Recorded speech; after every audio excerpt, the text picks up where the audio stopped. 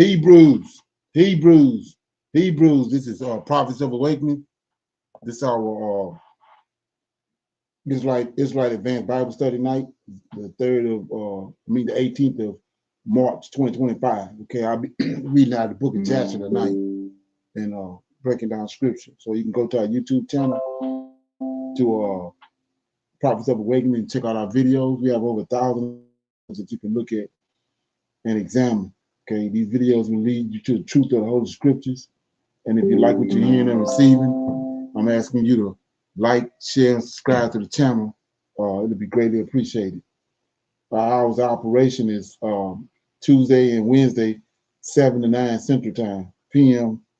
We have our men's advanced Bible study on Friday nights. It's 7 to 9 p.m. Central Time. We have 2 Shabbat classes, one in the morning on Saturdays, 10 to 12 a.m. And then we close the Shabbat out on Saturday evening, 6 to 7. And we have our Sunday advanced Bible study at it's at 5, okay, Central Time every Sunday. And then we have our sister channel, which is Israel Wake Up, is where we have our women's advanced Bible study at, and that's every Thursday night from 7 to 9 Central Time. So enter these times, enter these dates that you want to come in and check us out. You're welcome to come in and join in to the conversation. Okay. For those that don't know, this is a non-Messianic channel. We deal with the Tanakh and the Torah. Tanakh being the Old Testament, so-called Book of Remembrance, and the Torah is the first 5 books of the Old Testament that was given to Moses by our Savior and our Redeemer, the Lord of Hosts. Okay. Don't subscribe to the New Testament. Don't subscribe to J.C., Paul, Peter, none of those characters. The founding fathers, Clement, Alexandria, Polycarp, and all Gentiles. Okay. So with that being said, for those that don't know, shalom and welcome to the channel, and welcome to our Israelite Advanced Bible Study. Okay, we're going to do our normal, which is a moment of silence, prayer, psalms. We have some current events, some need to know information. Then we'll open it up for some Q&A. Anybody have anything they want to talk about, dialogue. And then we go into our topic. Like I was saying, we'll be dealing out of the book of Jasher, and I'll be starting in chapters 32. But we'll see how far we go with that. Okay, and then we'll read the scriptures and break them down, and then we'll pick a scripture from out of the Tanakh, and somebody want to pick a scripture, and then we'll break that down. So somebody want to pick a scripture now, or what? Anybody chose to do that? Shalom. I'll pick one, but I'll give it at the end, sir. Thank you. Okay. So with that being said, this moment of silence is for the Lord of hosts and all that he's doing to bring about our prophesied deliverance in these last days. Oh Lord, we come before thee, thanking you for your mercy and your great power. Oh Lord, we see your mighty hand in the world's affairs and how you are constructing your deliverance. And we trust and rely upon thee. And for this cause, we thank you greatly. Turn out that face from us at this hour, but allow us in our searching of you to find you, O Lord, and to dwell with you. Peace be unto you. Okay. Read a song. Okay.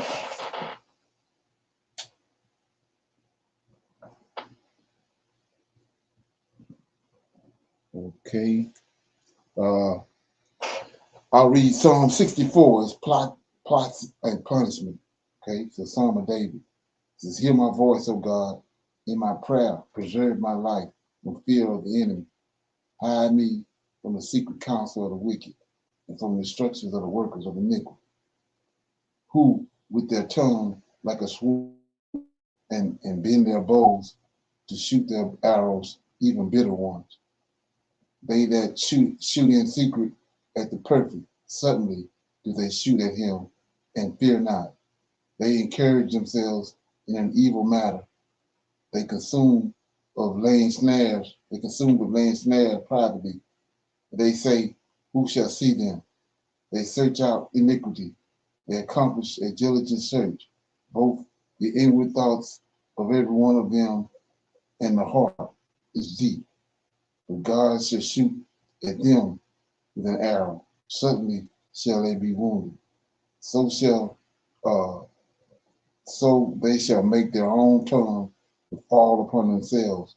All that see them shall flee away, and all men shall fear, and shall declare the works of God, for they shall wisely consider of his doings.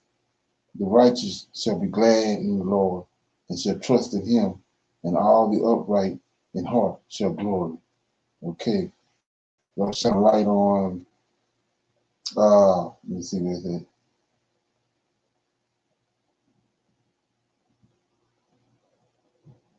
6 and 7. Or Psalm 64 says, they search out iniquity, they accomplish a diligent search. It's the wicked, both the inward thoughts of every man, every one of them, and the heart is deep. Then verse 7, but God, the Lord of hosts, shall shoot at them with arrows. Suddenly shall they be wounded. So that takes me to I go here all the time. It takes me to 2 Samuel right quick. Okay. And we see the very same thing happen to David when he passed away. So I start at verse 4. It says, David's talking. I will call on the Lord who is worthy to be praised. So shall I be saved from my enemies, right? When the waves of death compassed me, floods of ungodly men made me afraid. So these the spirits of these giants, right? And then so David found himself, his spirit in hell in verse 6. Sorrows of hell compassed me about. The snares of death prevented me.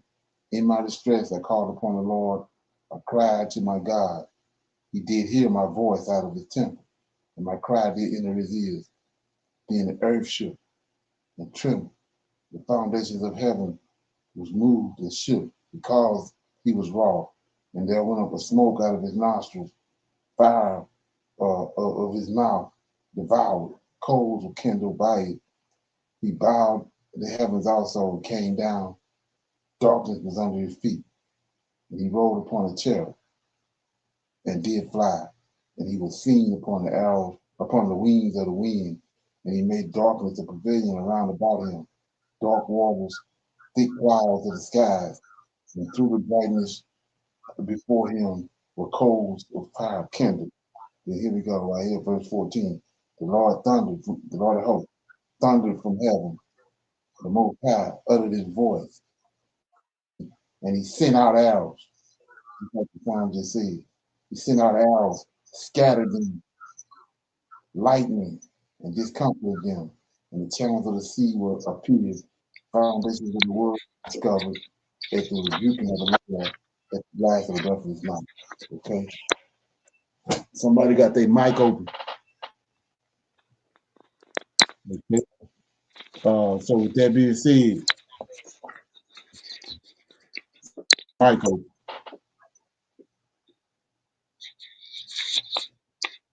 Sarge, you got your mic open.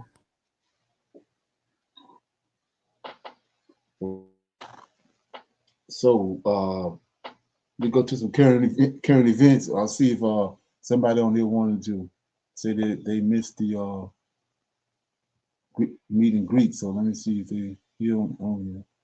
Okay, yeah. So we're on our current events, and I'll play them like I said, like I normally do, and then we'll talk about it. It's the first one. On Thursday, he would put a 200% wine tariff. Doubles down on tariffs. Those tariffs have really caused the stock market in recent days to wobble. A major escalation in President Trump's trade war. The president now... The $13 billion tariff crisis between the US and the EU is still one of the main topics on the agenda. US President Donald Trump's latest move is escalating the trade wars. Tensions are rising again on the world trade scene. President Donald Trump is sending shock waves with his threat to impose a 200% tariff on wine, champagne, and other alcoholic beverages imported from Europe. The EU was set up in order to take advantage of the United States. This move could have a profound impact not only on diplomatic relations, but also on the global economy. So what is behind this US threat against the EU? How is the new front in the trade war between Europe and the US shaping up? Let's take a look together. But before we get started, please don't forget to subscribe to our channel, turn on notifications, and give us a like to stay up to date with our content. Now let's get back to our main topic. The US accounts for a massive 13.1 billion of the European Union's beverage exports. If this volume of trade is subjected to heavy tariffs, it could cause serious economic fluctuations in major producing countries. Wine and spirits in particular are caught in the middle of the trade wars. So how did this beverage crisis escalate? The Trump Okay.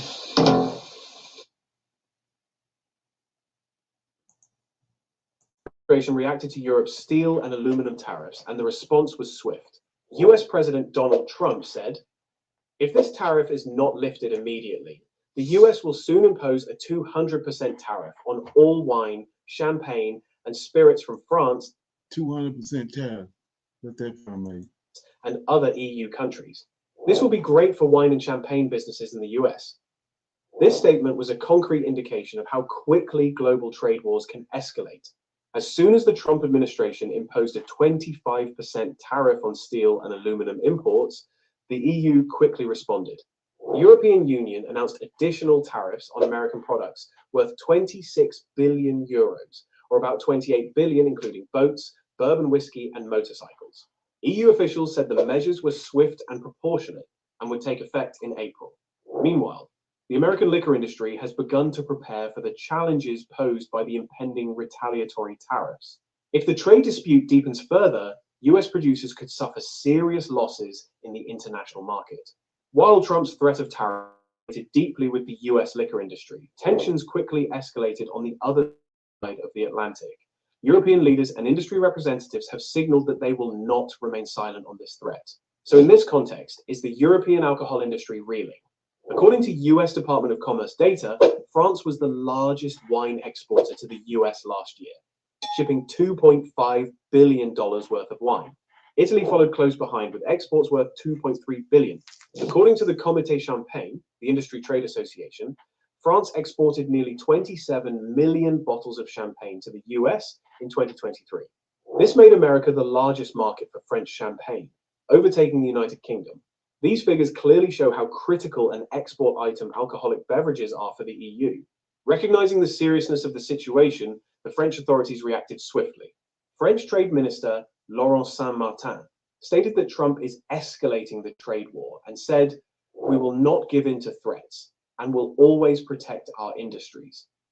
EU Commission Trade spokesperson Olaf Gill took a more diplomatic approach, calling on the US to immediately cancel the steel and aluminum tariffs.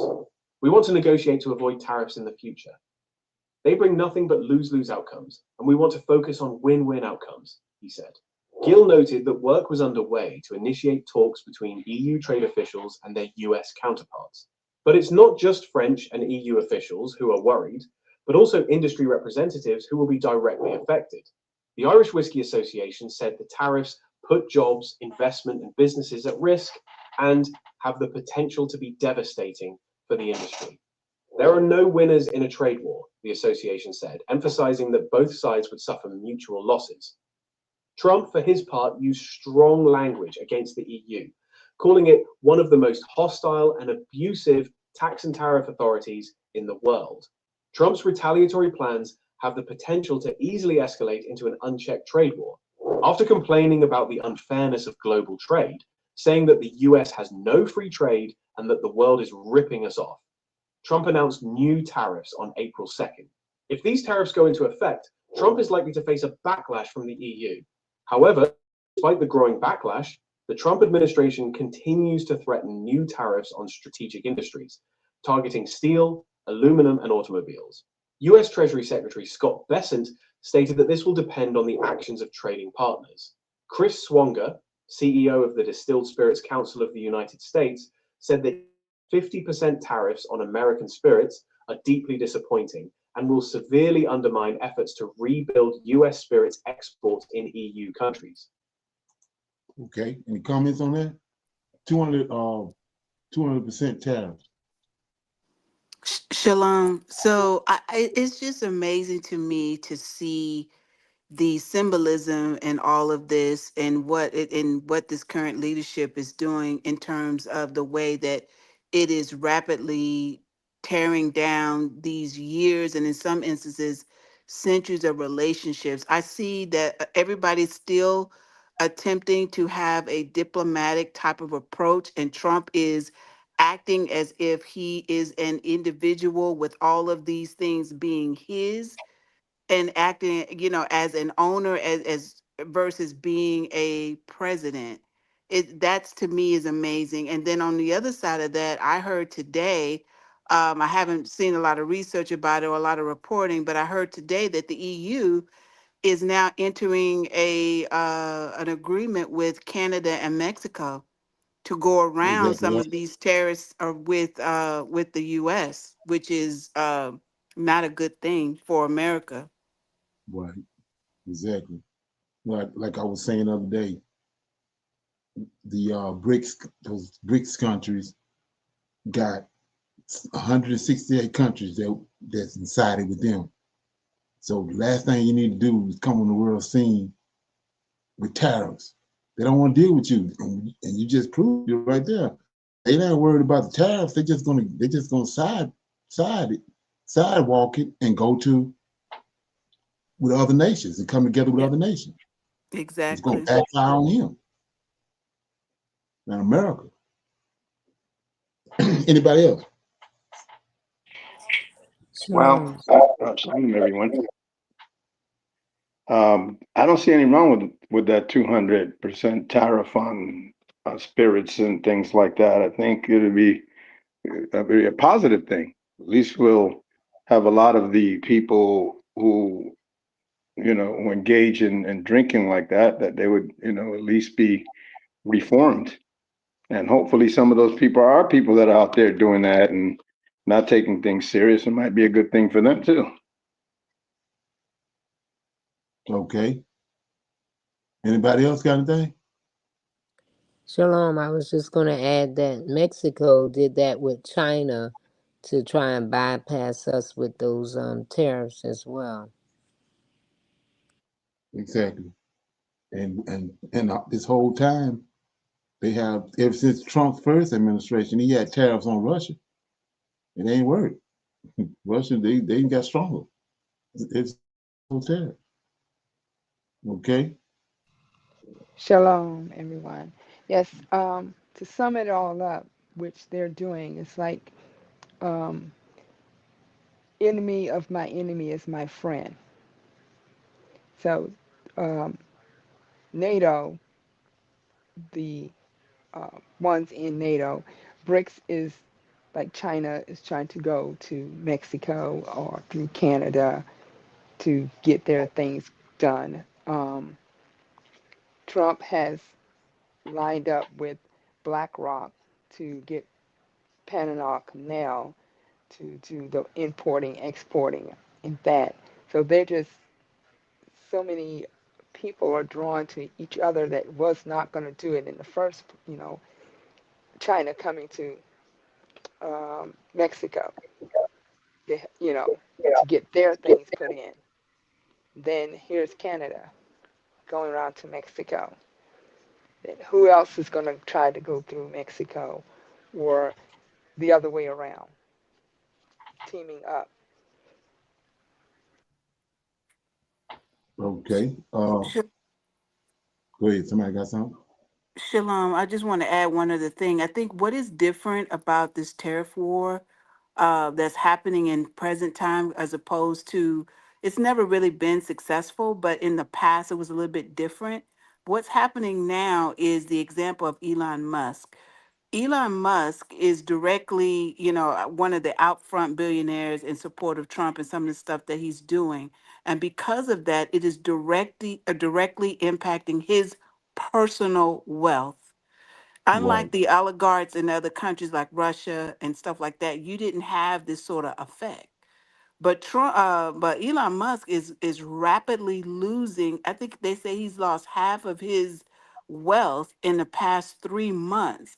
And if the tide keeps going this way, he could literally be bankrupt. I mean, on paper, he won't have the influence or the money to hold on to these things that he have as he's losing contracts around the world. And I think that should be a very scary picture for those other billionaires like the people over Amazon and all of that who are in the background supporting Trump.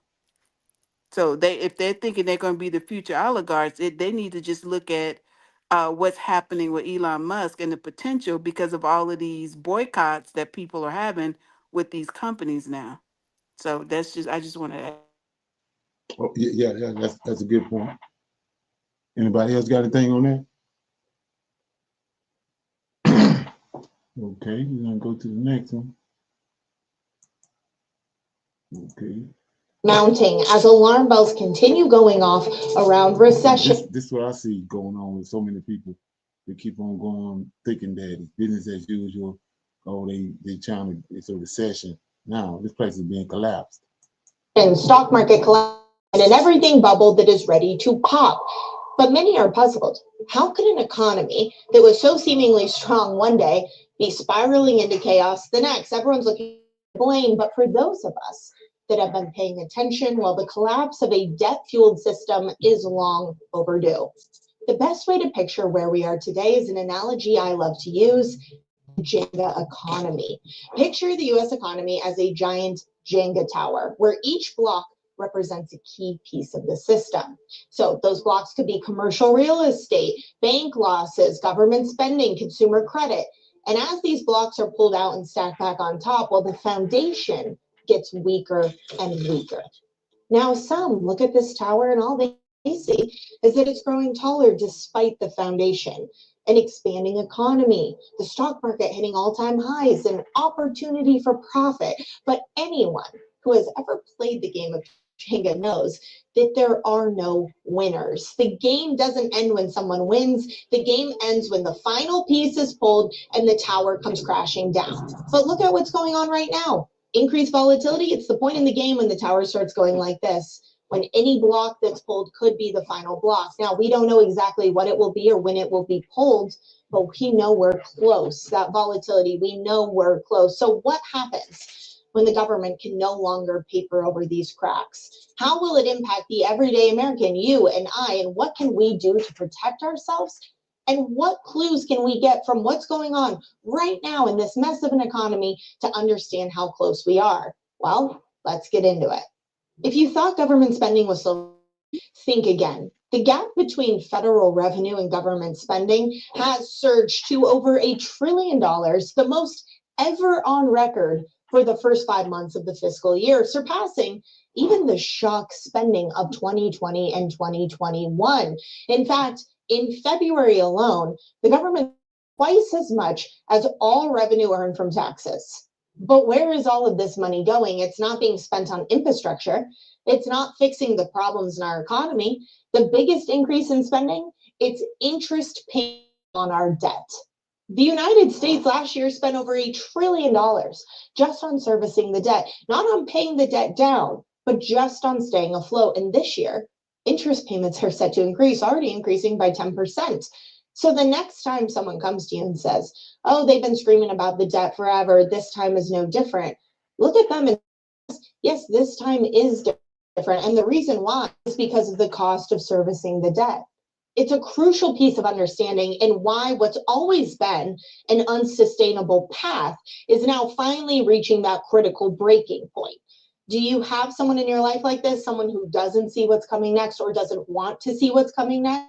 If so, how have you gotten through to them? Let me know your thoughts in the comments below, because this is something I even struggle with my loved ones sometimes. But anyone who's ever gotten behind on credit card payments can understand this concept.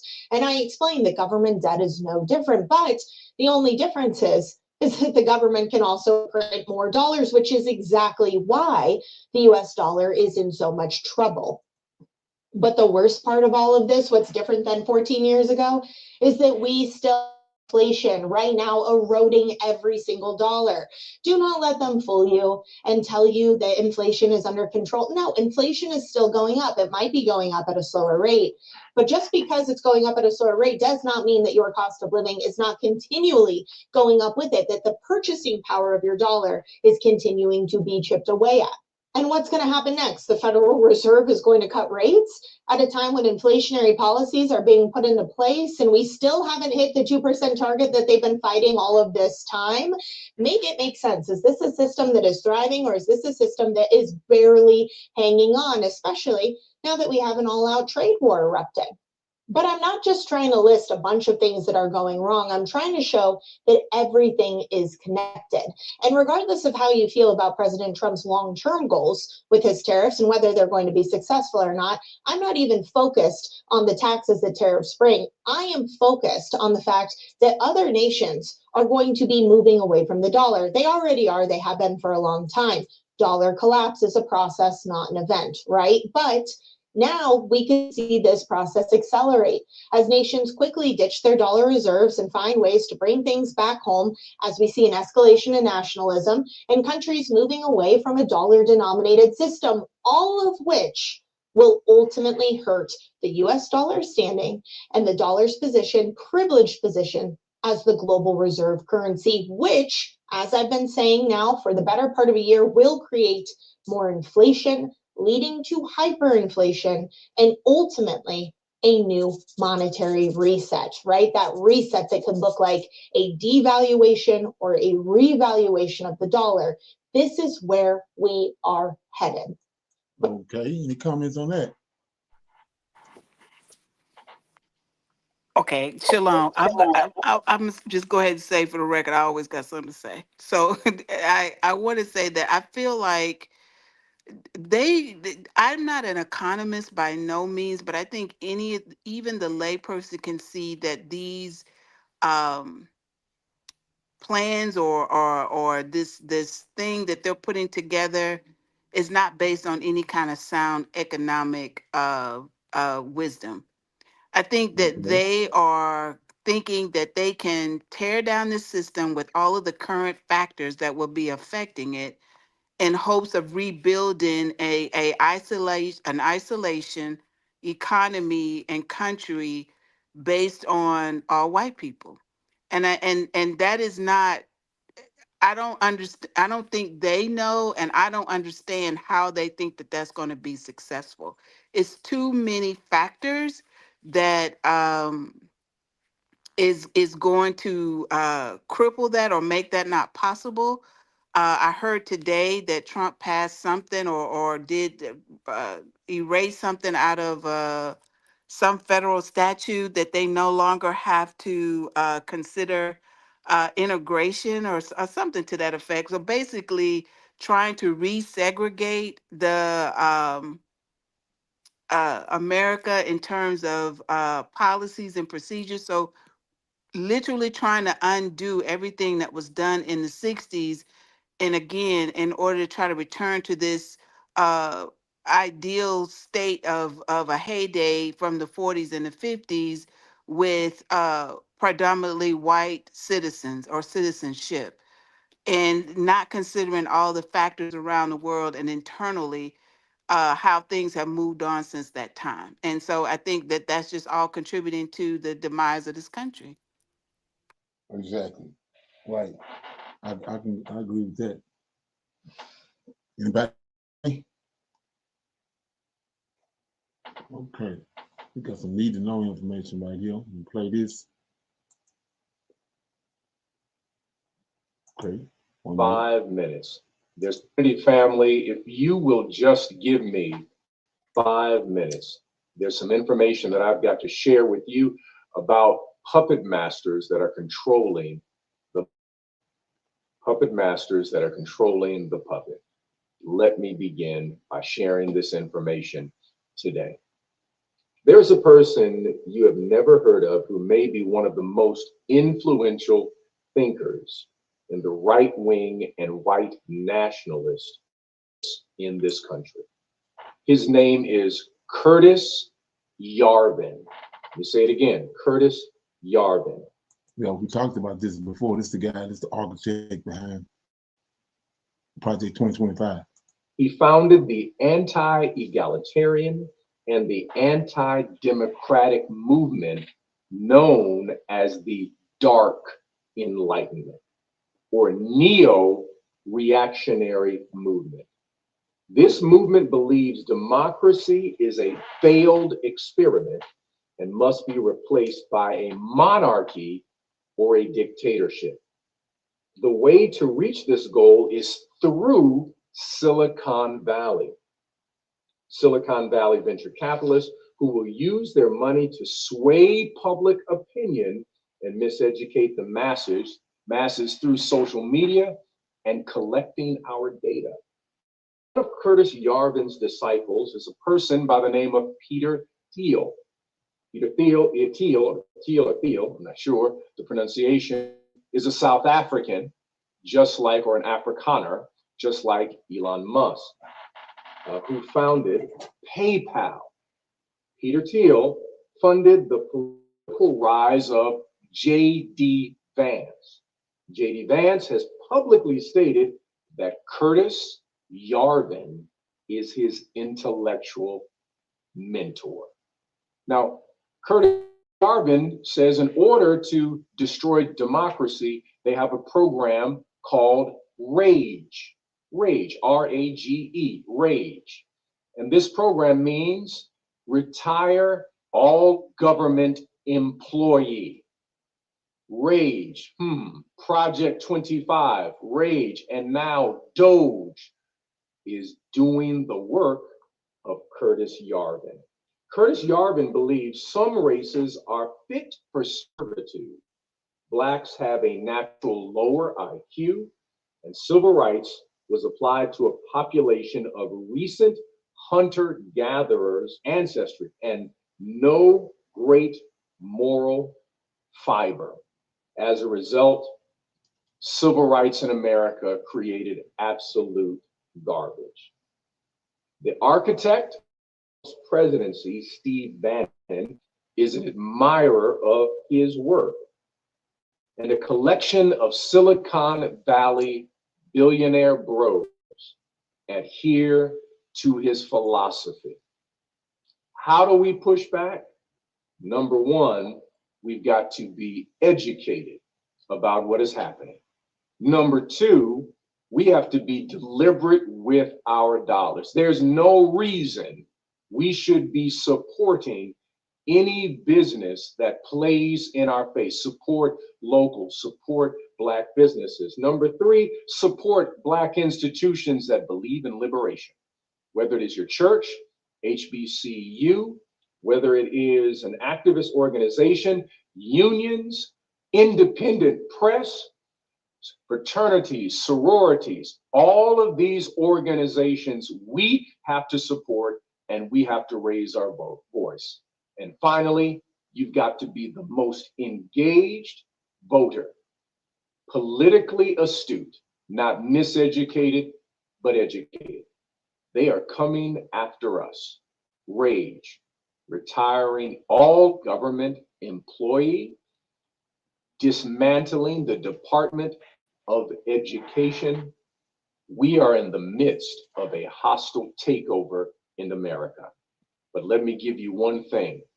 All of this research I have been doing, I found out that their greatest fear is Black people when they're organized.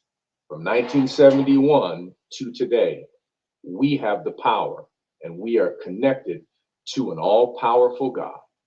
In the words of Sean Connery from The Untouchables, there ended the lesson, and that's my 5 minutes. Peace. Okay, any comments on that? Okay, if nobody's gonna say anything, shalom. Okay. I heard this the other day, and I had a couple of thoughts about that, Brother Leonard. So my initial thought is, I don't necessarily agree with that. I think that his point continues to build into this idea that somehow we need to fight within the system, and expecting them to meet us at the table fairly in order to get the equality and the justice that we seek. I think we have tried that. I'm not going to say that integration was a total failure, because I don't believe that the people in the administration, that applies to all people that look like them.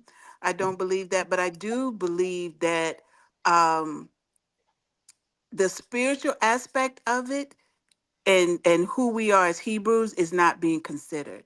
And then I had another thought, and this is just me, am I being idealistic to say, we need to wait on God? And I came to the conclusion that no, because not only do I actually see his hand moving in a way I've never seen before, but my faith in my God leads me to believe that he is moving and he will move this situation. I think we have continually praying to their God is caused our God to turn a deaf ear to us. And he mentioned something about the church. The church is a symbol. It's their symbol, it's not ours. And like you have always said, we got to think like a Hebrew. We also need to start moving like one, and trying to Exactly. meet them on their terms is not it. Exactly. Right. Somebody else got some? Shalom. I agree with Sister Tasha on that. If we look back in time and see all the great ones whom it appeared that the Lord of hosts allowed so many things to happen to them, he always came back and reconstructed and killed them off or plagued them. So it's working in the hands of the Lord of hosts. Again, we just have to move like Hebrew men and women. Shalom. Okay. Any other comments?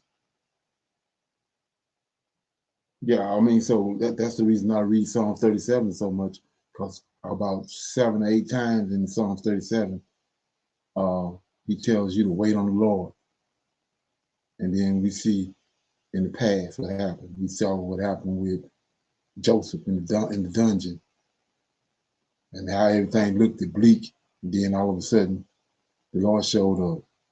Abraham, he was in the furnace.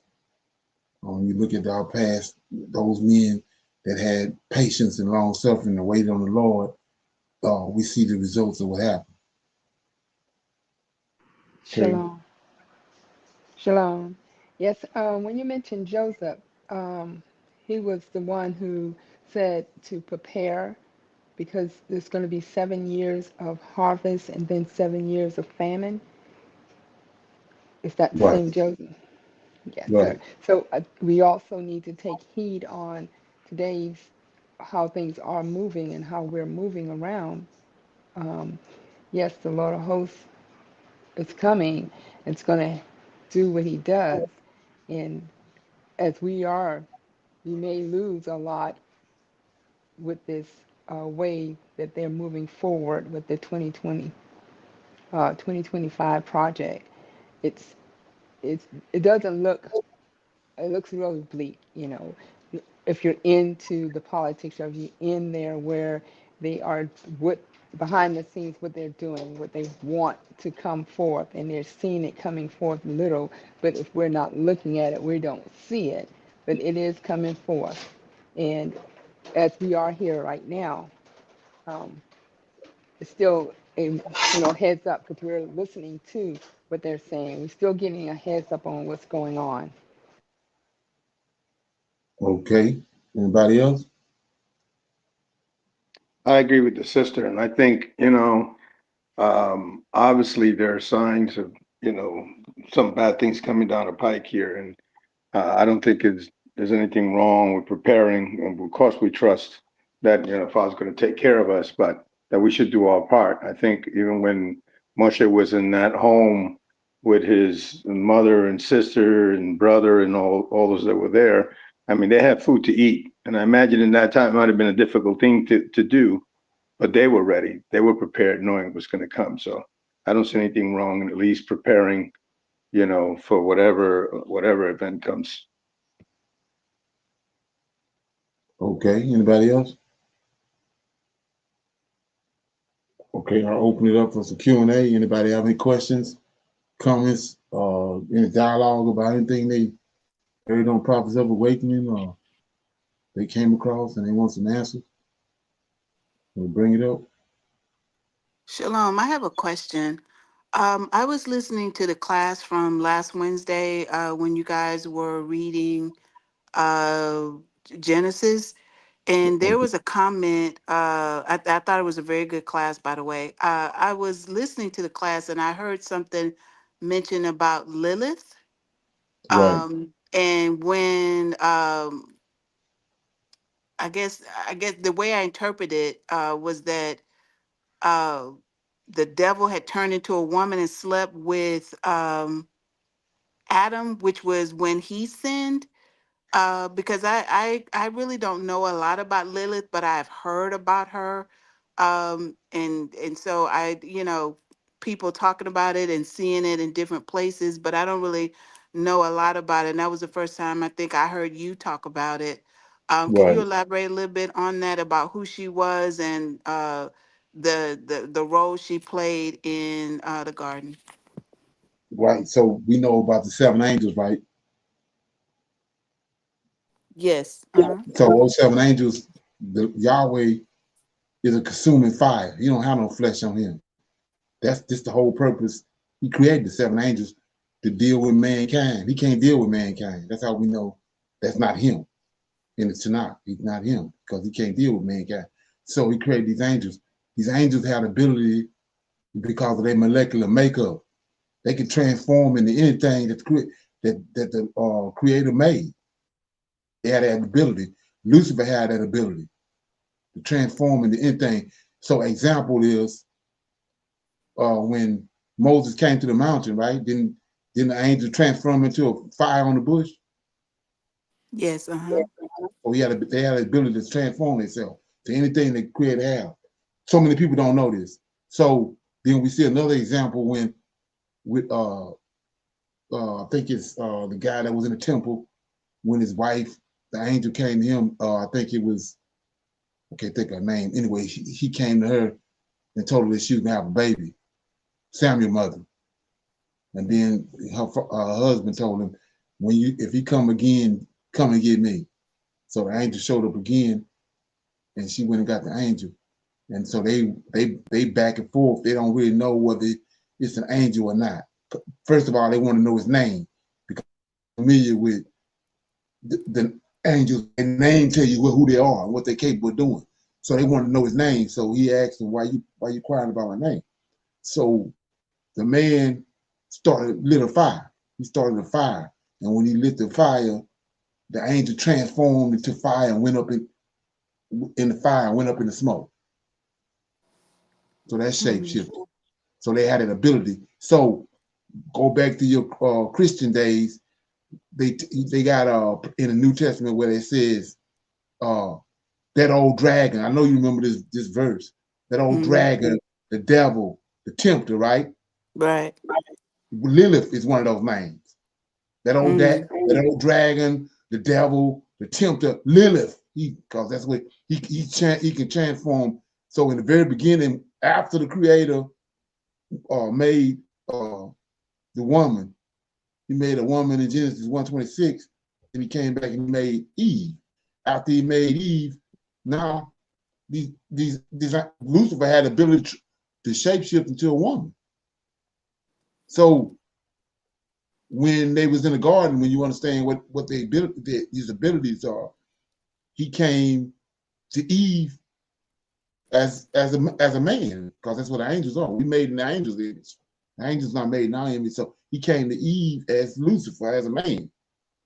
And then when Eve, when he came to Adam, his objective is to defile him. Remember when he made Eve, right? He made Eve, he brought Eve to Adam. Adam consummated the relationship right there.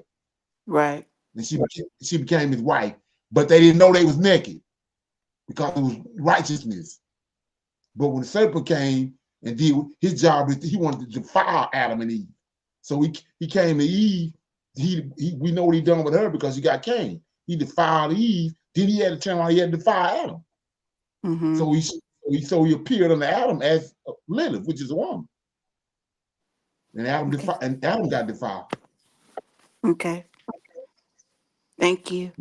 So that's him all the way through. That's him all the way through the scriptures. They doing this. Even when you go to Mount Olympus, Zeus, right? That's him. That's one of his names. It's just different time frames in time in history. He transforming himself. Yeah. And appearing in different ways. Yeah. So that's him. So that's what Lilith come in at. Okay. Anybody else have any questions or comments? Shalom, Brother Leonard. Can I piggyback off of you for a minute with Lilith? Yeah, go ahead. Tasha, I don't know if you have the book of Adam and Eve, but if not, I'll send that link for you so you can get the book. It goes into a little bit more about when he was shape shifting, and I'm just going to read just a little bit of it. Brother Leonard covered some of this. He went a little bit more into detail about Lilith, right? It's in chapter 3 of the book of Adam and Eve, verse 1. At the end of 7 years from the day Adam had been separated from his wife Eve, Satan envied him. And when he saw Adam was separated from her, Satan strove to make him live with her again. Then Adam arose and went up above the cave of treasures and continued to sleep there night by night. But every soon as light, he came down to the cave to pray there and to receive a blessing from it. Verse 3. But when it was evening, he went up on top of the cave where he slept by himself, fearing that Satan could overcome him. And when he continued apart in this way for 39 days, then when Satan, the hater of all that is good, saw Adam alone, fasting and praying, he appeared unto him in the form of a beautiful woman who came and stood in front of him in the night of the 40th day and said to him. So that's just a little bit I read out of that book, but if you don't have it, I'll send you some info on that. I appreciate it. Thank you. Yes, shalom. Right. So right there, I think he told him, like I was saying, when you understand the deception and the children are the same way he is, and we already know they are. But he said why he went back to when the Most High put Adam to sleep and took the rib out, and he said why he was asleep. I came out first. I came out first, and so that's how he operates. Like right now, where we at, the temple been destroyed. The law was to the Gentiles. They hoodwinked our scriptures. So we in a desolate, disillusional place. So that's why we continuously being manipulated and hoodwinked. That's how he operates. Him and his minions. Okay. So anybody else got any questions or comments? Shalom. I just want to add, along with Sister Michelle, about Lilith. Today's Lilith is that dark ball cartoon that the young people often get into. The big-headed cartoon, the black eyes, and does dark things and magical things and things like that. They brought in Lilith to today. Shalom. Okay. Anybody else? Okay, so with that being said, we play this right here because I thought it was important. This is tied to what we talked about earlier, what Project 2025 is, and what the objective is, and what we witnessing unfolding in front of our face. Okay, let me get it.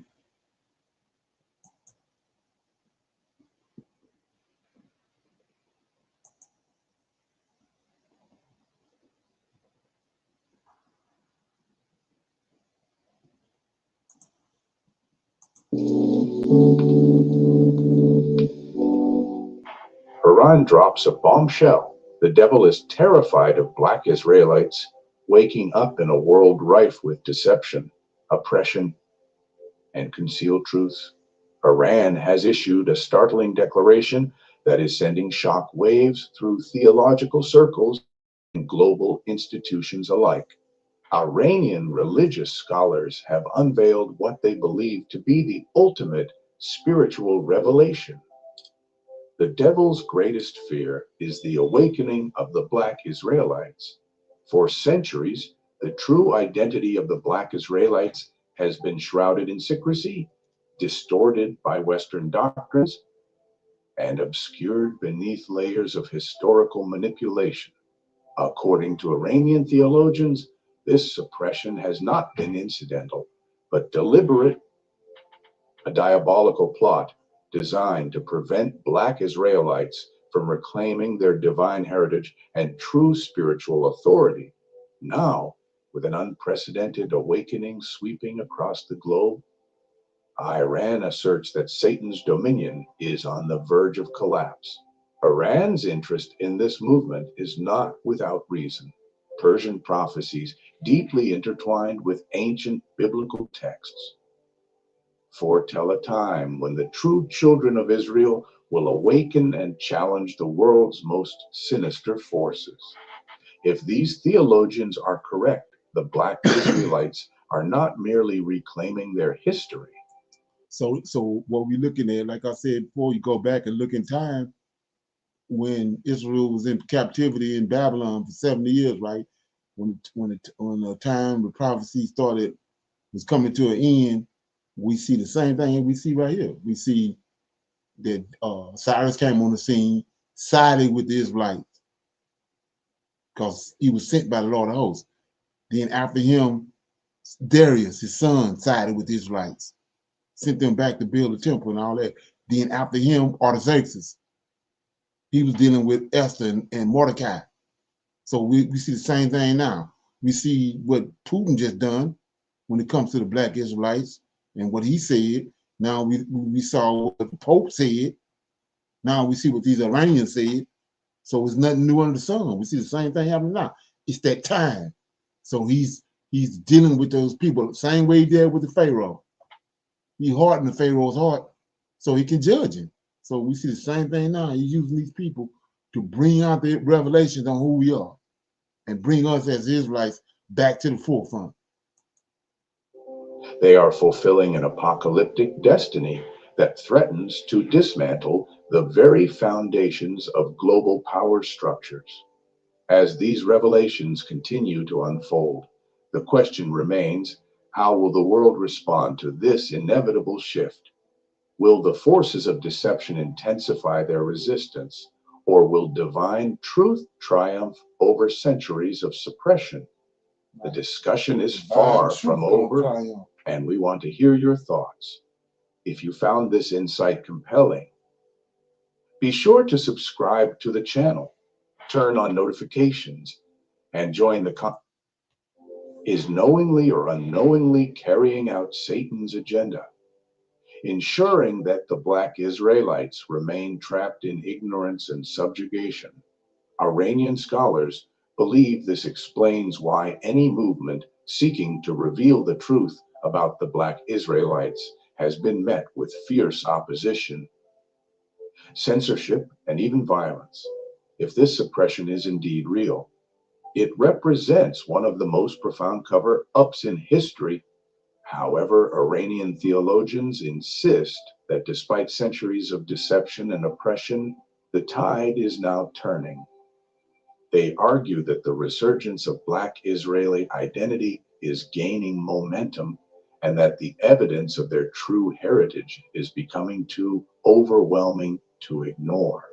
The rise of independent biblical scholarship, the rediscovery of ancient texts, and the growing awareness among Black communities worldwide are seen as signs that the truth is finally being restored. Iranian scholars regard this as the fulfillment of prophecy, a moment in history where the scattered descendants of Israel begin to recognize themselves and prepare for their divine unfolding of God's plan. They insist that nothing, not even the most powerful institutions, nor Satan himself, can stop what has already begun. They predict that as more Black Israelites awaken to their true identity, the world will witness an unprecedented spiritual and political transformation, one that will challenge the very foundations of global power. In conclusion, listen, if you're making okay, so based off of that, I'm gonna read this again. I read it a couple days ago, and I'm reading it. So, okay, everybody wants to. They look at this big debate going on about the suffering servant, right? So I'm going to Isaiah 52, based off of what we just listened to, right? When you go to Isaiah 52, this the last three verses of Isaiah 52 before you go into Isaiah 53, which is, they say that's JC in Isaiah 53, right? But if you go to Isaiah 52, 13, 14, and 15, just like this guy said, it's more every day. We get more and more, the evidence becoming overwhelming, but it's been predicted, right? Right here. Behold, Isaiah 52, verse 13, behold, my servant shall deal prudently, right? The suffering servant. He shall be exalted and extolled, raised up, be very high. As many were astonished at thee, his vestige was so marred, 2,500 years. His vestige was so marred, more than any man, and his form more than the sons of men. There you go. 15. So shall he sprinkle many nations. The kings shall shut their mouths at him. That's what we get. It's coming to the light. Kings shall shut their mouths at him. Him. See that? It's talking about a race of men for that which they had not been told, been oppressed, right? Shall they see, and that which they have not heard shall they consider, because that's what we had. The information is so overwhelming. Now they gotta reconsider the lies that have been told to them. Then we go, just thinking like a Hebrew, right? Then you go in Isaiah 53. You see, the hymn is not one man. And you go into 53, verse 1. Who have believed who is our? 13, 14, and 15 in Isaiah 52. Who have believed our report? And to whom is the arm of the Lord revealed? To the Levites, to the priests. That's who the arm of the Lord revealed to. That's the suffering servant. Those 4 verses right there. Okay, it ain't hard. Okay. So, with that being said, any comments on that? Okay, we go into our lesson, which is, I said, I'm reading out of the book of Jasher. I'm gonna start at 32, chapter 32. Okay, let me get it.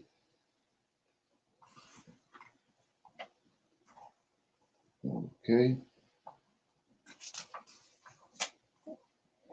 Okay, here we go. It says, at that time, Jacob sent messengers to his brother Esau toward the land of Seir, and he spoke to him words of supplication, and he commanded them, saying, thus shall ye say to my lord, to Esau, thus said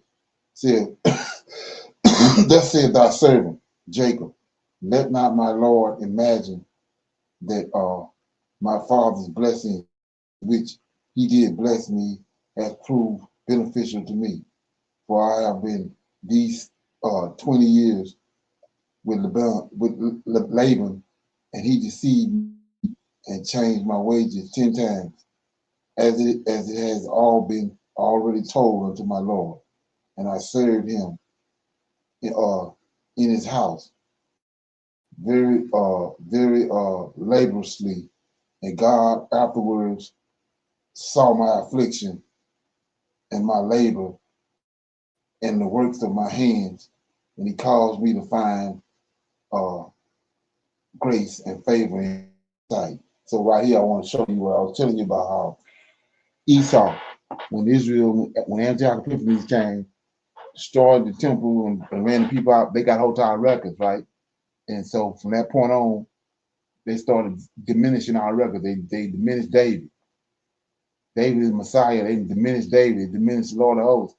They said Noah was a drunk. He got off the boat. He a drunk. Jacob is a usurper, right? So let's look at this right here. I'm gonna read these first 3 verses again. At that time, Jacob sent messenger to his brother Esau toward the land of Seir, and he spake to him the words of supplication. All right. And 2, and he commanded them, saying, telling his servants that, thus shall ye say to my Lord. So now, right here, they got here that Jacob is Esau is Jacob's servant. No, Jacob is Esau's servant. Jacob is Esau is Jacob's Lord. See that? Let me read it. And he commanded them, saying, thus shall ye say to my Lord. It's Jacob talking, telling the servants to tell Esau this. Thus shall you say to my Lord, to Esau. See that? By my servant Jacob, let not my Lord, see that? Imagine that my father's blessing with which he did bless me has proved beneficial to me. So right here, they showing you that Jacob is subject to Esau. Esau is the over Jacob. But let's go to the blessing. When Esau blessed them, when Isaac blessed them, and then I think it's 25. Yeah, chapter 27, verse 30. And it came to pass as soon as Isaac had made an end of blessing Jacob, right? And Jacob was yet, no, we got to go up. Verse 20 of chapter 27 says, and Isaac said unto his son, how is it that thou hast found it so quickly, and my son? And he said, because the Lord thy God brought it to me. And this is the venison he needed to give to his father so he can bless him, right? And Isaac said unto Jacob, come near, I pray thee, that I may feel thee, my son, whether thou be my very son Esau or not. And Jacob went near unto Isaac his father, and he felt him, and said, the voice is Jacob's voice, but the hands are the hands of Esau. And he discerned him not, because his hands were hairy, as his brother's Esau hands. So he blessed him. Now here you go. Here go the blessing. And he said, art thou my very son Esau? And he said, I am. And he said, bring it near to me, and I will eat of my son's venison, that my soul may bless thee. And he brought it near to him, and he did eat. And he brought him wine, and he drunk. And his father Isaac said unto him, come near now, and kiss me, my son. And he came near, and kissed him, and he smelled the smell of his raiment, and he blessed him, and he said, see, the smell of my son is as the smell of a field, which the Lord hath blessed. Therefore, God give thee the dew of heaven, the fatness of the earth, plenty of corn and wine, and let people serve thee. See that? It's Jacob. Let people serve thee, and nations bow down to thee. Be Lord over thy brother. See that? Now, they twisted it. See that? What it say? Therefore, give thee the dew of heaven, and the fatness of the earth, plenty of corn and wine. In verse 29, let people serve thee, Jacob, and nations bow down unto thee. Be Lord over thy brother, and let thy mother's sons bow down to thee. Cursed be everyone that curseth thee, and blessed be everyone that blesseth thee. So see, I didn't trick that off. You know what I'm saying? So he ain't on Esau ain't on his Lord, especially not right here. So anyway, verse 5 says, verse 4, this is I'm back in Joshua chapter 32, verse 4. I served him in his house very laboriously, and God afterwards saw my affliction, my labor, and my work of my hands, and he cursed me, and he caused me to find grace and favor in his sight. And afterwards, through God's great mercy and kindness, acquired oxen and asses and cattle and men servants and maid servants. And now I am coming to my land and my home, to my father and my mother, who are in the land of Canaan, and I have sent to let my Lord know all this in order to find favor in the sight of my Lord, so that he may not imagine that I have uh, myself obtained wealth, or that the blessings which my father blessed me has benefited me.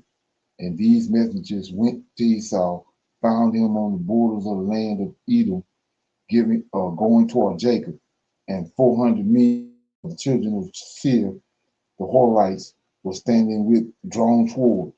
And the messenger of Jacob told Esau all the words that Jacob had spoken uh, to them concerning Esau. And Esau answered them with pride and contempt, and said unto them, surely I have heard, and truly it has been told unto me what Jacob has done to Laban, who exalted him in his house, gave him his daughters for wives, and he begot sons and daughters, and abundantly increased in wealth and riches in Laban's house through his means. And when he saw that his wealth was abundant and his riches great, he fled with all belonging to him from Laban's house, and he led Laban's daughters away from the face of their father as captives taken by the sword without telling him of it.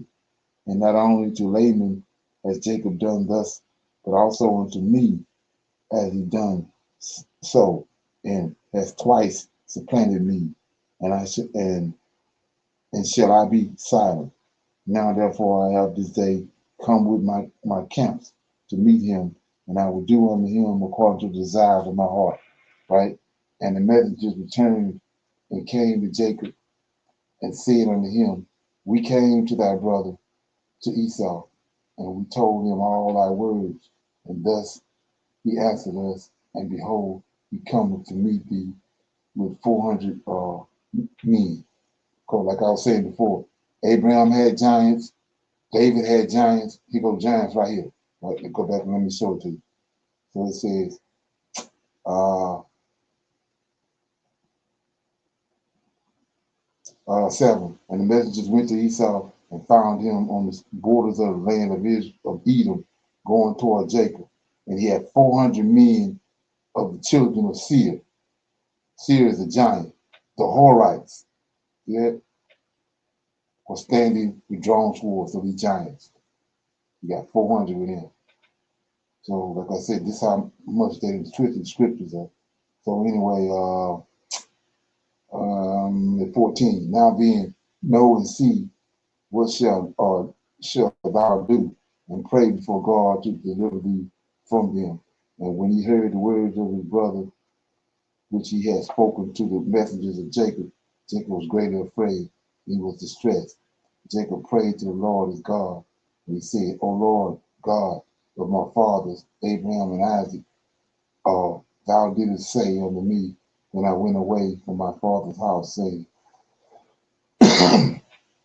I am the Lord God of thy father Abraham, and the God of Isaac, and unto thee do I give this land and thy seed after thee, and I will make thy seed as the stars of heaven, and thou shalt spread forth to the full sides of heaven, and in thee and in thy seed shall all the families of the earth be blessed. And thou didst establish thy words, and didst give unto me riches and the children and cattle, as the utmost wishes of my heart didst thou give unto thy servant. Thou didst give unto me all that I asked for thee, so that I lack nothing. And thou didst afterwards say unto me, return to thy parents and into thy birthplace, and I will still do well with thee. And now that I have come, and thou didst deliver me from Laban, I shall fall in the hands of Esau, who will slay me, yea, together with the mothers of my children. Now therefore, O Lord God, deliver me, right? You're going to deliver right here. See? That's how big the deception and the spell is. Now, O Lord God, deliver me. So Jacob asked the Lord God to deliver him. He going to deliver right here, right? I pray thee also from the hands of my brother Esau, for I am greatly afraid of him. And if there is no righteousness in me, for the sake of Abraham and my father Isaac, for I know that through kindness and mercy have I acquired this wealth.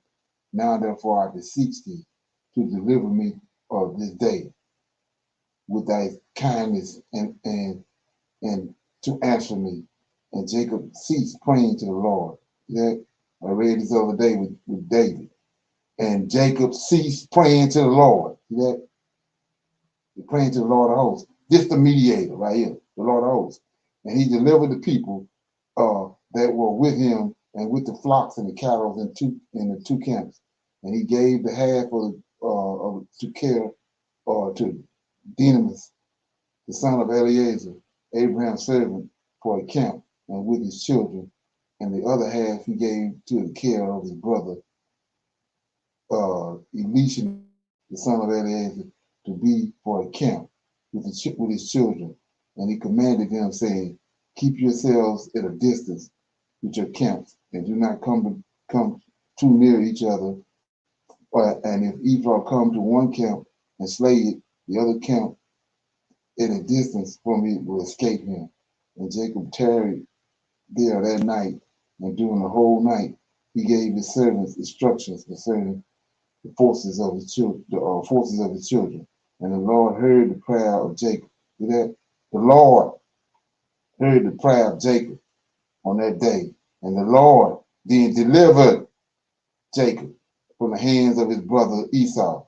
And the Lord sent 3 angels. Here you go. You want to know about the shapeshifting? Here you go. The Lord sent 3 angels of the angels of heaven, and they went before Esau and came to him. And these angels appeared unto Esau and his people as 2,000 men. They shapeshift. See that? Riding upon horses, furnished with all sorts of instruments, and they appeared, look at this, they appeared in the sight of Esau and all his men to be divided into 4 camps, with 4 chiefs of them. And one camp went on, and they found Esau coming with 400 men toward his brother Jacob.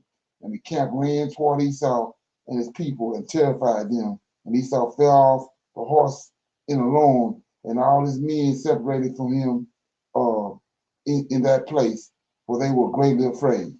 Okay,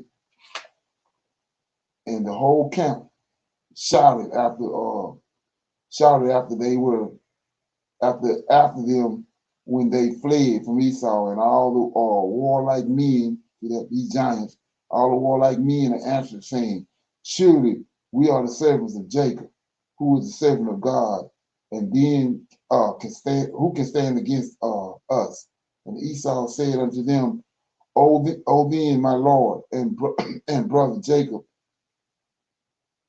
is your Lord, whom I have not seen for years, and now that I have this day come to see him, do you treat me in this manner? And the angels answered him, saying, as the Lord liveth, will not Jacob, of whom thou speakest thy brother, we have not let one remaining from thee and thy people, but only on account of Jacob we will do nothing to. And this camp passed from Esau and his men and went away.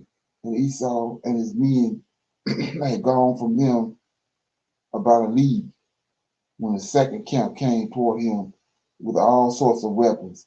And they also did unto Esau and his men as the first camp had done. They shapeshifted, right? It says that when they had left it to go on, behold, the third camp came toward him, and they were all terrified. And Esau fell off his horse, and the whole camp cried out and said, surely we are the servants of Jacob, who is the servant of God, who can stand against us? And Esau again answered them, saying, O then, Jacob my Lord, and your Lord is my brother, and for 20 years I have not seen his countenance, and hearing this day that he was coming. And I went this day to meet him, and do you treat me in this manner? And they answered him and said unto him, As the Lord liveth, were not Jacob thy brother, as thou didst say, and had not left a remnant from thee and thy men, but on account of Jacob, of whom thou speakest, being thy brother, we will not meddle with thee or thy men. And the third camp also passed from them, and he still continued on his road with his men toward Jacob. And when the fourth camp came toward him, and they also did unto to the men and his men as the others had done. And when Esau beheld the evil which the four angels had done to him and to his men, he became greatly afraid of his brother Jacob. And he went to meet him in peace. And Esau concealed his hatred against Jacob because he was afraid of his life on account of his brother Jacob, and because he imagined that the four camps that he had lighted upon were Jacob's servants.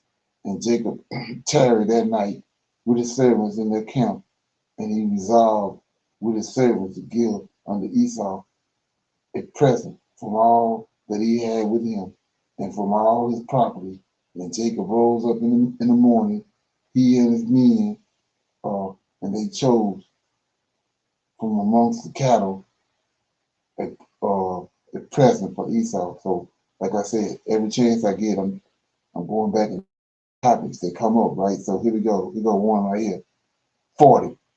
Esau concealed his hatred against Jacob because he was afraid for his life on account of his brother, and because he imagined that four camps that he had lit upon were Jacob's servants. Now here you go. 41.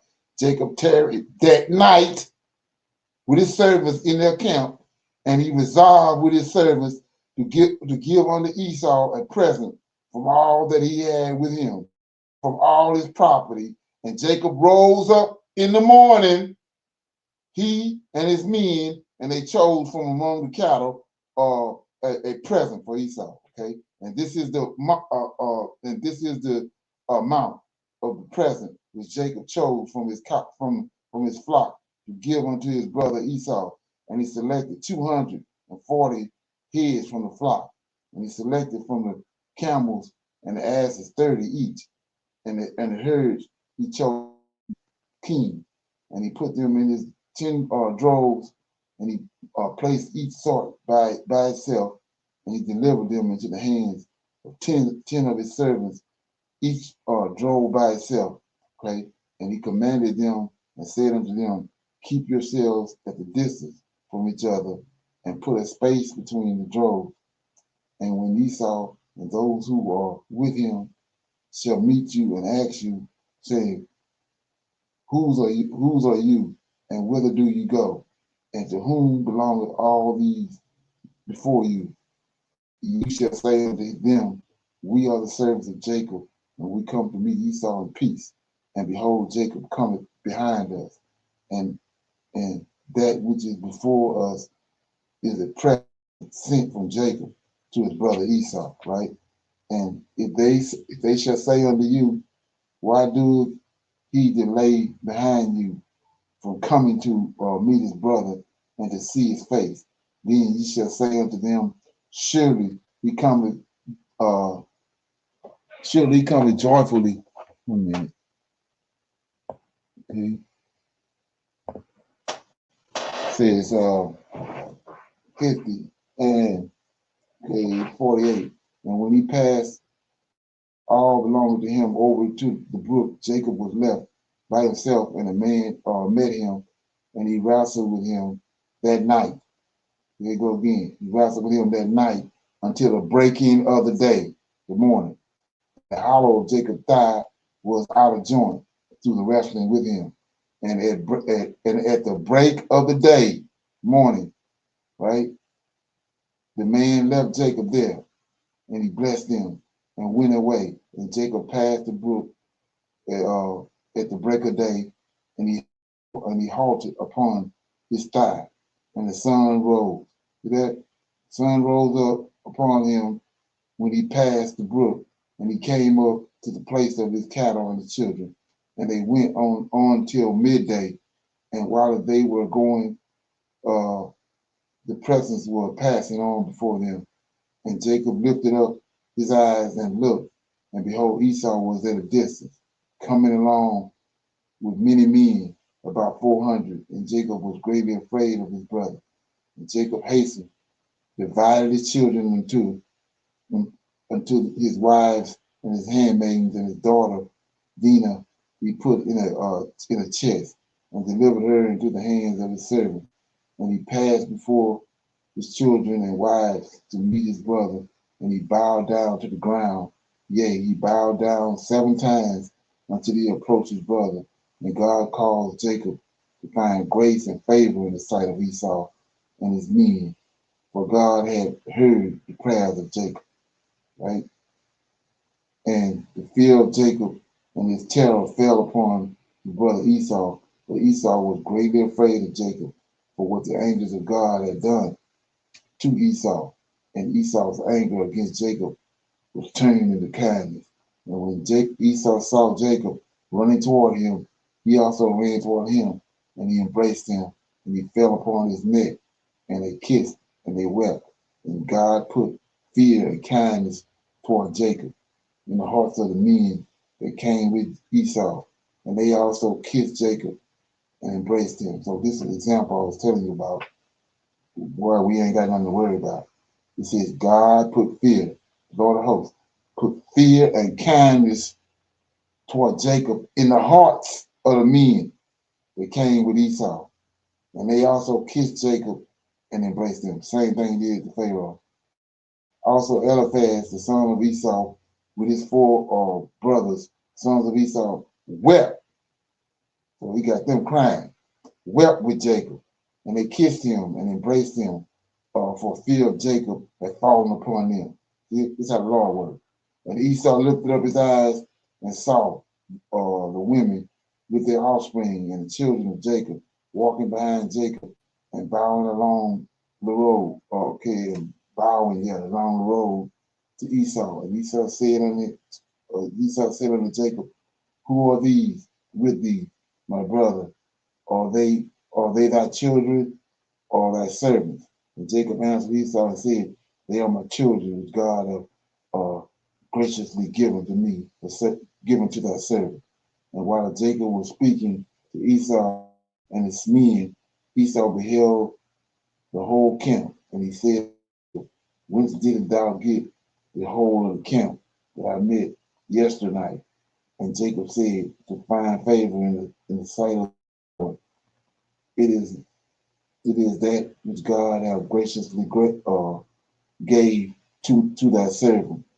And the presence came before Esau, and Jacob pressed Esau, saying, take, I pray thee, the presence that I have brought to my Lord. And Esau said, wherefore is this my purpose, that which thou hast unto thyself, right? And Jacob said, it is incumbent on me to give all this, since I have seen thy face, that thou still liveth in peace. And Esau refused to take the present, and Jacob said unto him, I beseech thee, my Lord, if now I have found favor in thy sight, then receive my presence in my hand, for I have therefore seen thy face, as thou hast seen a godlike face, because thou wasn't pleased with me. And Esau took the present. Jacob also gave unto Esau silver and gold and bedroom, and he pressed him so much that he took them. And Esau divided the cattle that were in the camp, and he gave the half to the men who had come with him, for they had come on hire, and the other half he delivered into the hands of the children.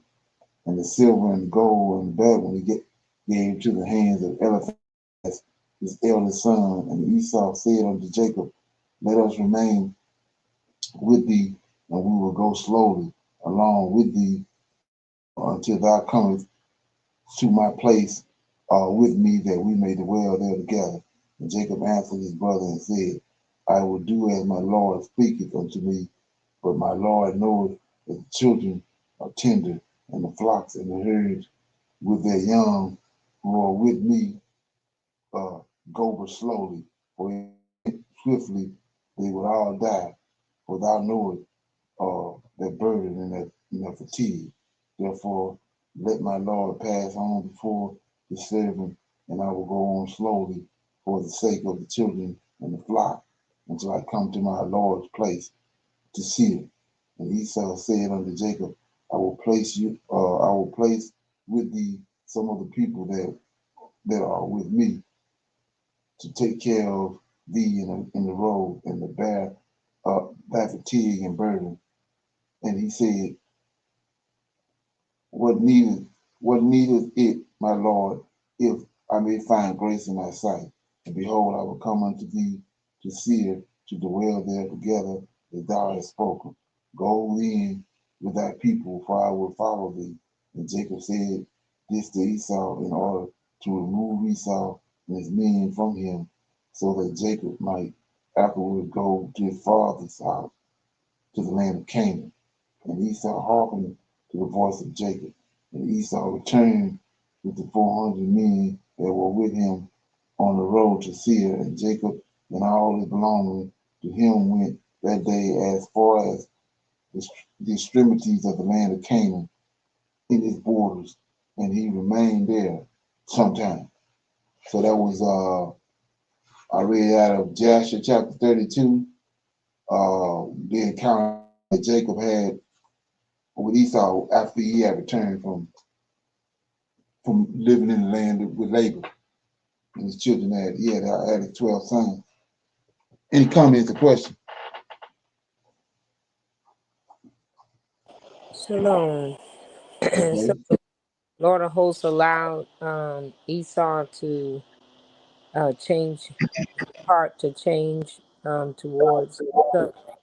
And I thought, I may be wrong here, that they were supposed to split and never let the children be together. So at this point, where you stopped, Jacob didn't go into the land where Esau was waiting on him.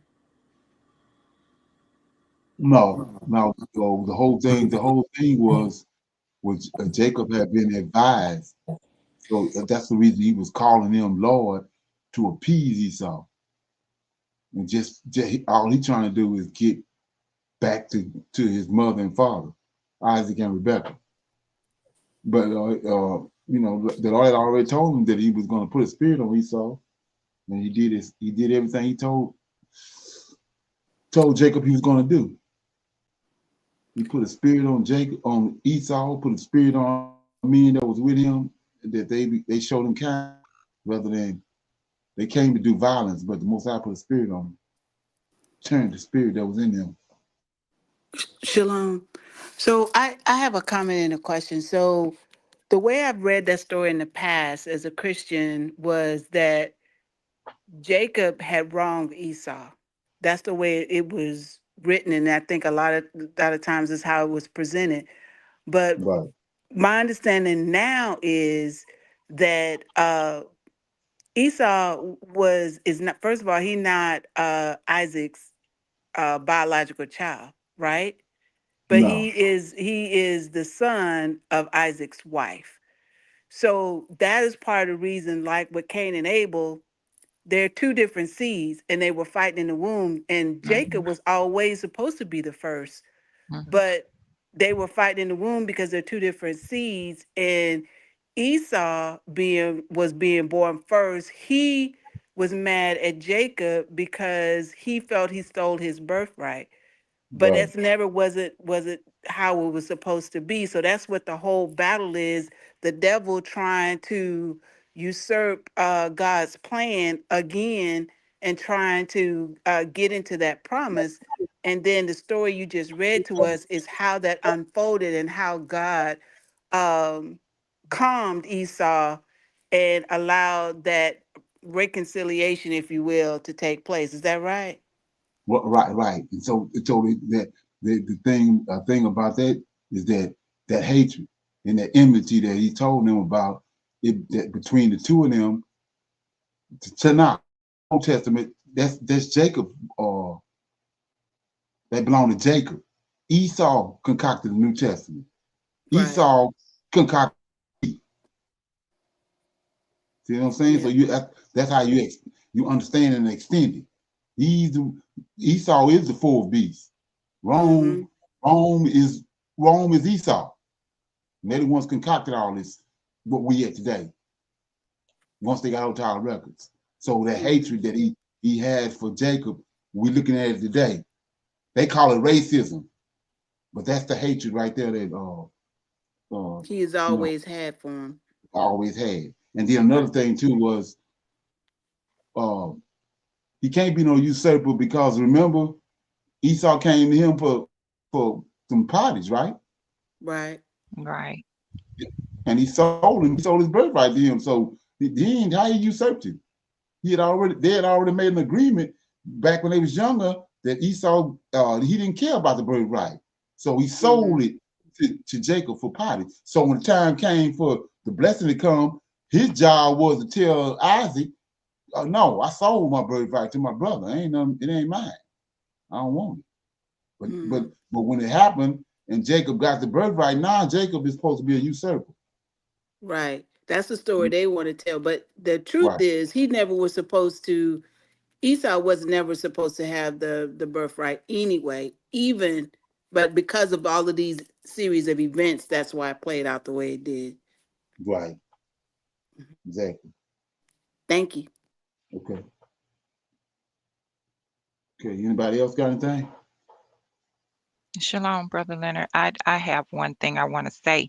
The men of Israel, right? They always try to make them seem as though they are bad people.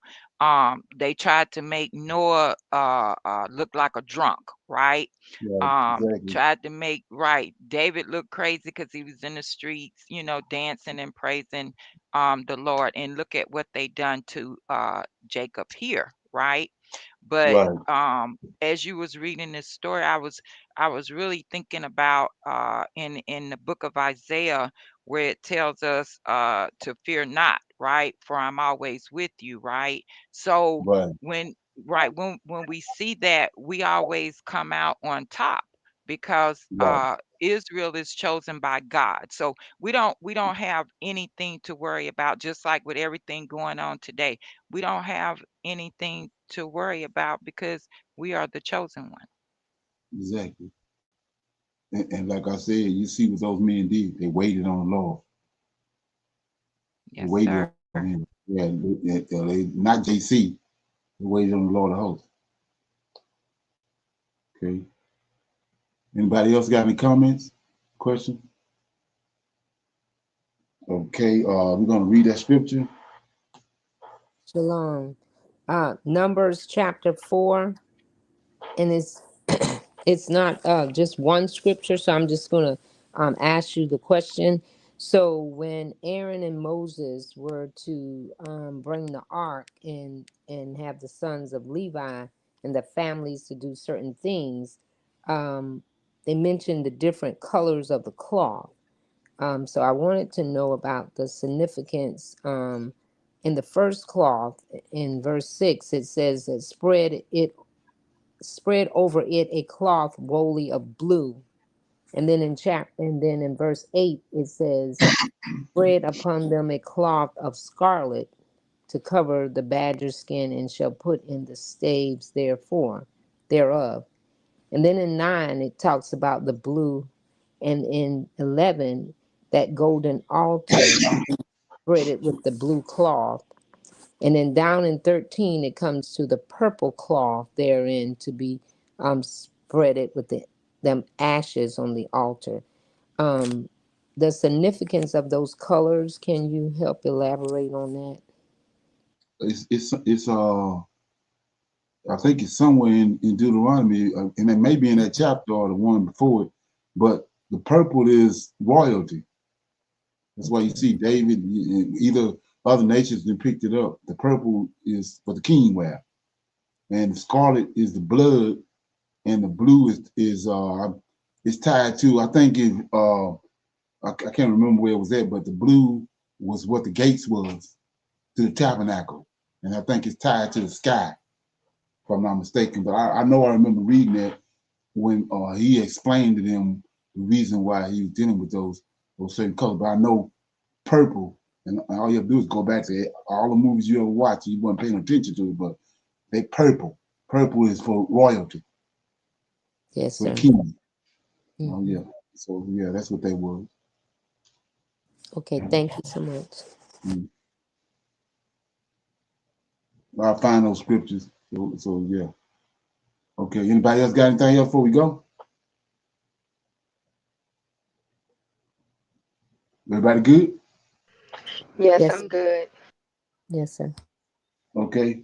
I'm gonna say shalom, shalom, and another shalom. I'll see everybody tomorrow for our reading through the Tanakh. We're gonna be reading chapters 6 through 10. So you want to go back and look at it and try to get ahead of the game. That's cool. Shalom. Shalom. Shalom, everyone. Shalom, Shalom, everyone. everyone. Shalom. I highly recommend that you get this book and you read it because it's a must that you understand who God head is in the order that's in the Old Testament and Tanakh, because it's not the same as in the New Testament. And when you read this and you get an understanding, then the scriptures open up and then you begin to understand. So I highly recommend that you get this book. It's the Elohim of Israel, and it's a breakdown on the word Elohim and who the God of Israel is and the Godhead.